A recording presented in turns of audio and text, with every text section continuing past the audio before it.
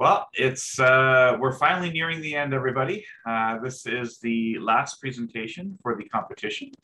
Last but not least, this is going to be finalist presentation number 7, MC11.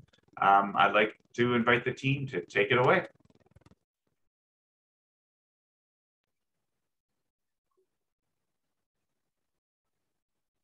All right, so I'll just share my screen.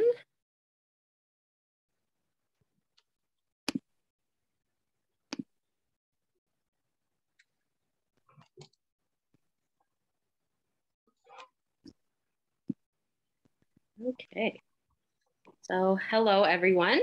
My name is Sarah Pavick, and I am joined today by my teammates, Steve Goodwin and James Keogh, to talk about our analysis of the user experience in parking lots in Hamilton. So Hamilton, Ontario is the home of over 500,000 residents and strives to meet the needs of all people from all walks of life, including workers and commuters, shoppers, students, and visitors. Hamilton is also currently experiencing a significant period of growth and change. In fact, it is predicted that there will be 120,000 new residents and 100,000 new jobs by the end of 2030. Additionally, the downtown area alone is experiencing many new redevelopments, including residential and office buildings, restaurants, and entertainment venues. This growth and redevelopment will result in many more people coming to and spending time in the Hamilton region, and it is likely that these people will be looking for a place to park. In order to accommodate these additional vehicles, special attention needs to be given not only to increasing the number of spaces, but to effectively using the spaces that are already available. Parking availability in Hamilton needs to be diverse enough to meet the needs of users from Dundas to Ancaster to Stony Creek. To ensure sufficient parking is available, the City of Hamilton currently manages 4,000 on-street and off-street parking spaces all throughout the city. These spaces are broken down into the following: 8,600 total spaces in downtown alone, including private off-street lots, 58 surface lots, 2 parking structures, and 2,700 street spaces. To ensure the needs of all users are being met, new technologies will be required to better serve the user. An example of the implementation of a technology to improve the user experience is the Passport Parking app. So this app was launched on July 6th, 2020, and it aims to alleviate many of the sources of stress associated with traditional parking. So some of the features of the app designed to improve the user experience include the ability to start and pay for a transaction from your phone, notifications that are sent when the user session is about to expire, and the ability for the user to extend their parking session from their phone without having to return to the lot. We will revisit the app throughout our presentation to determine how users of the Hamilton parking lots have been interacting with the app. The data used for this analysis comes from the months of September and October for the years 2019, 2020, and 2021. Additionally, data was only used from the lots that had complete data sets. These exclusion criteria were used to ensure that a fair comparison could be made among parking behaviors over time. The selected years will also allow us to get a snapshot of parking behaviors before, during, and after the COVID-19 pandemic. This graph shows the number of transactions by zone, with 2019 shown in blue, 2020 shown in orange, and 2021 shown in gray. We can see the impact of the pandemic as the number of total transactions has declined since the start of the pandemic and almost all of the parking lots. As a result, the pandemic must be taken into account and kept in mind as we discuss the findings from the rest of our analysis. One approach that we used for our analysis was identifying different user groups. The first group of users we analyzed were repeat users. So in this case, a repeat user was defined as a user who parked at least 8 times in one study period per year. These repeat users represent those individuals who are frequent users of parking lots in Hamilton. Of all of the repeat users, we identified the top 10 who parked the most, as shown in this graph. To identify the top 10 users, we calculated the total number of individual transactions for each user over the 3-year period. Once we identified the top 10 users, we looked at both the total number of transactions, which is shown in blue, as well as the average duration, which is shown in orange for each of these 10 users. Across the 3 years of data, the total number of transactions ranged from 64 to 104 for the 10 users. Additionally, the average duration ranged from 2.2 to 7.4 hours. These results are based on the frequency of a single transaction, and they show that there is quite a bit of variation among repeat users. So we also looked at the mobility of the top 10 repeat users. Specifically, we wanted to identify which lots were used the most frequently by repeat customers. Across all the top users, 2 lots were the most popular. First, 23 Hat Street in downtown Dundas with a total of 308 transactions, and the second, 85 King Street West in downtown Hamilton with 161 transactions. Both of these lots are located in downtown centers and are surrounded by many businesses and offices, so it is unsurprising that they are frequented by repeat users of the parking lots as they are within close proximity to popular areas. We also looked at how many lots repeat users were parking in across all years. This graph shows how many repeat users parked in only 1 lot, 2 lot, 3 lots, and so on for all 3 years of data. And every year, repeat users who parked in only 1 lot made up the largest group. Upon further investigation into those repeat users who parked in 2 lots, the majority of their transactions, more than 80% of them, were made in only one of those 2 lots. This trend of repeat users spending the majority of their transactions in 1 lot has increased over the years and indicates that repeat users tend to park in 1 single lot and don't really move around between multiple lots. Next, we looked at the payment methods used by repeat users. So this graph shows the app and Kale terminal transactions among repeat users for 2019 to 2021, with Kale data shown in orange and app data shown in blue. Likely because the app is still so new, the Kale terminal is far more popular, with the majority of the transactions coming from the Kale terminal rather than from the app. However, we are seeing some interesting trends. While the number of Kale terminal transactions increased from 2019 to 2020, they decreased from 2020 to 2021. Additionally, the app is gaining popularity with just under 1,000 more repeat users on the app in 2021 than in 2020. Another interesting behavior to look at among repeat users is their payment method in relation to their parking duration. The average duration among repeat Kale terminal users has decreased over time. While the app duration has stayed consistent between the 2 available years of app data, the average app duration has remained consistently higher than that of the Kale terminal duration. This could potentially be attributed to the added convenience of the app and the ability to extend the session without having to return to the lot.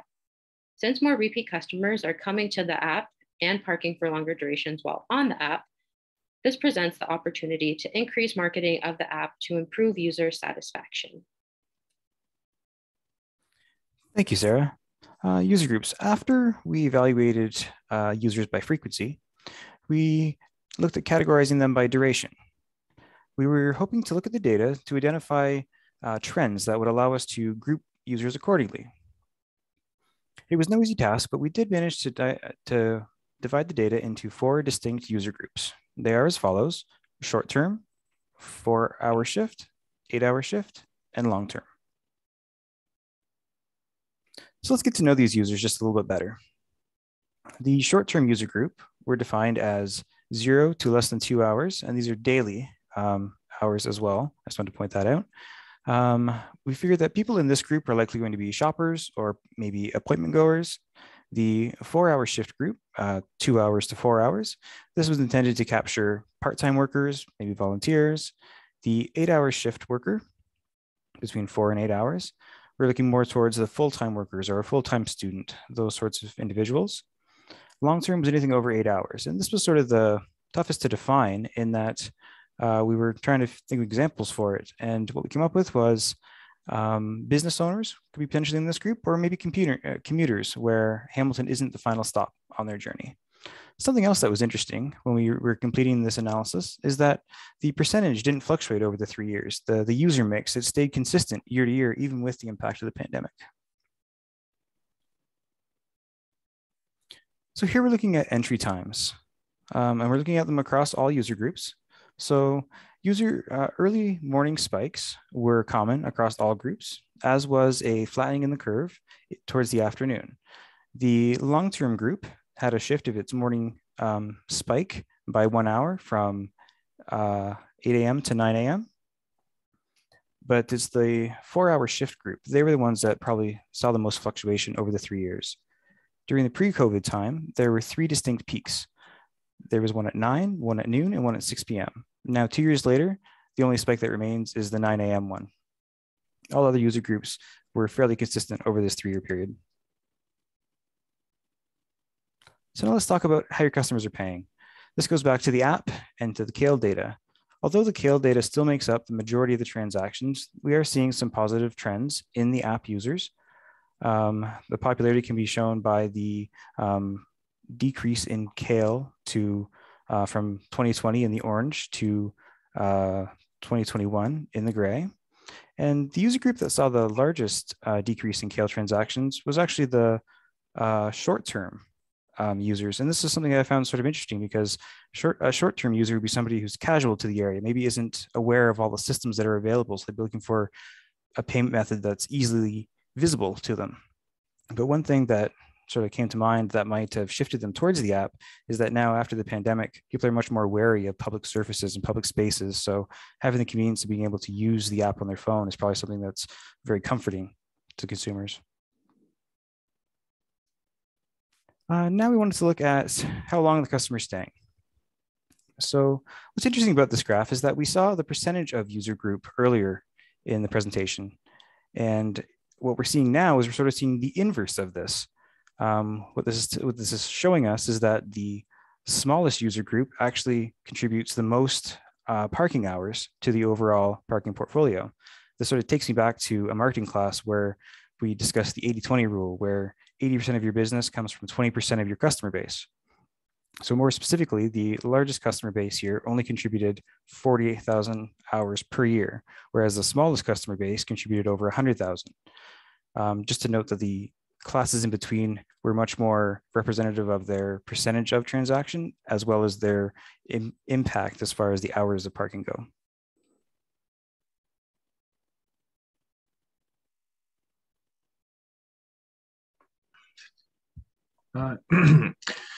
Next, we're gonna look at 6 individual lots from around the city and see how they compare.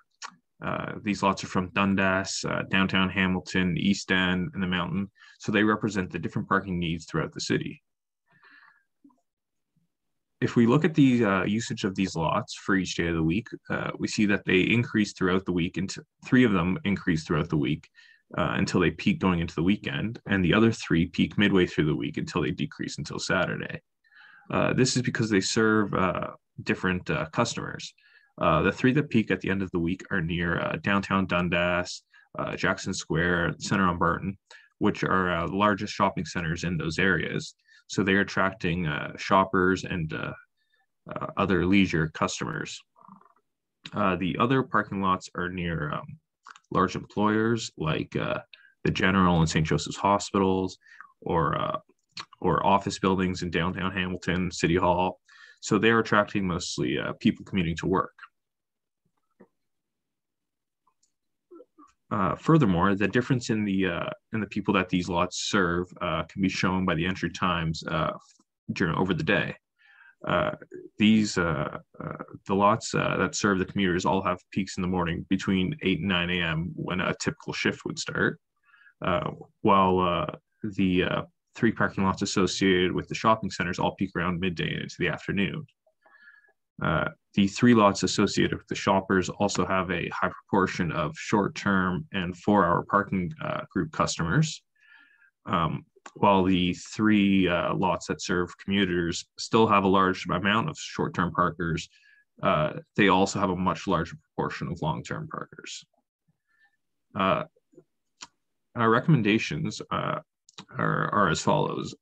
To further investigate the user groups to get a better understanding of them and their motives, to implement new technology to track lock occupancy to better help our users, and to increase the benefits to support repeat customers to ensure they keep parking in municipal lots, and to ideally attract more frequent parkers to the municipal lots.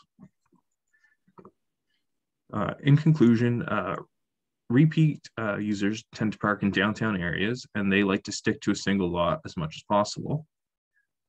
Those short-term customers make up the most transactions. The long-term vehicles represent the largest total occupancy, and the most significant user groups for the individual lots consist of more short-term shoppers and more long-term commuters. Thank you for your time. We'll now answer any questions you might have.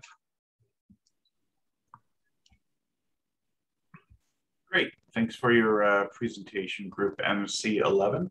I'll open the floor for questions right now. Paul.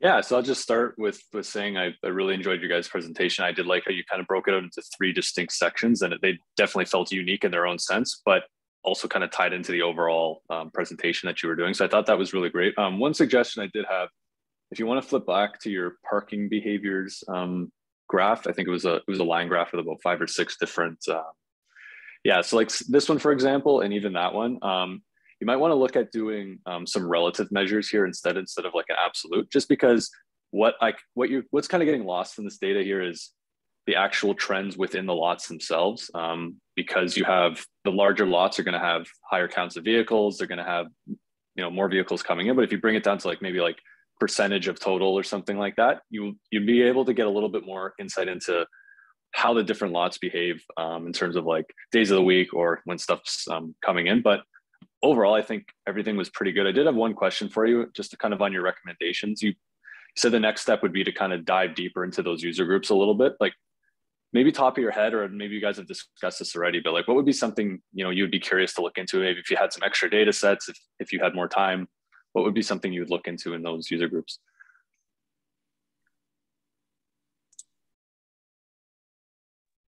I'll take this one.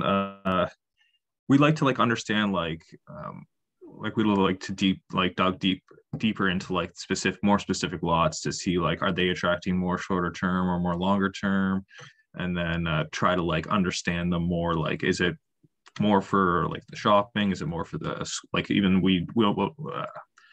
or was it more for like commuters? And then trying to tie in like other stuff like nearby schools, nearby churches, like other stuff, but like it was kind of tough with the time. So that makes sense. Yeah, I think time is always a limiting factor. So it's kind of nice to see where your guys' brain's going on, like what would be that next step if you had the opportunity to do so. But thank you for that. That was a good answer. Any other judges with any questions? I don't really have any questions for you guys. I just wanted to say that your insights were very logical, and it was a good presentation. Just a comment about like the industry of the long-term parkers. They actually produce like probably the lowest revenue, since they get such deep discounts on those daily maximums and then the parking permits. So it's actually our short-term users that produce the most income per utilization. But that doesn't necessarily mean anything to you guys. It's just everybody keeps recommending that we should give more discounts to these groups, but we already do. So thank you guys. That was good to know. Actually, I was under the impression that you go make your decision based on number of hours spent, but like a discount, I didn't know. Overall, I just want to comment, as other judges are saying, your presentation was very smooth. You built the case and then step by step dissected your data. Great presentation. Flow was very good. You obviously put a lot of thoughts around the graphs you are going to present. So overall, great job. Thank you. Thank you. Any other questions or comments? Good. No question, just as the other judges mentioned already, this was a great presentation. I like the transition, the work that you did. So, and also the insight that Juliana, you provided, I had no idea. So that was a good insight. Good work overall. Thank you. Well, that wraps up our presentations for today. I'd like to thank all the teams for fantastic presentations. I'd like to thank the presentation as well, just given here by group MC11. The judging panel is going to convene and mull things over and apply some scores to all of the presentations. And we're going to come back at 4 o'clock, and I will make an announcement. I will live stream the announcements of the performance of today's presentations, as well as announce the final placings for the entire competition as a whole. So once again, thank you to all the teams who participated. Congratulations on fantastic work and great presentations. And stay tuned for the final results. Thank you, sir. Thank you. Take care, everybody. Thank you. Appreciate it. Thanks.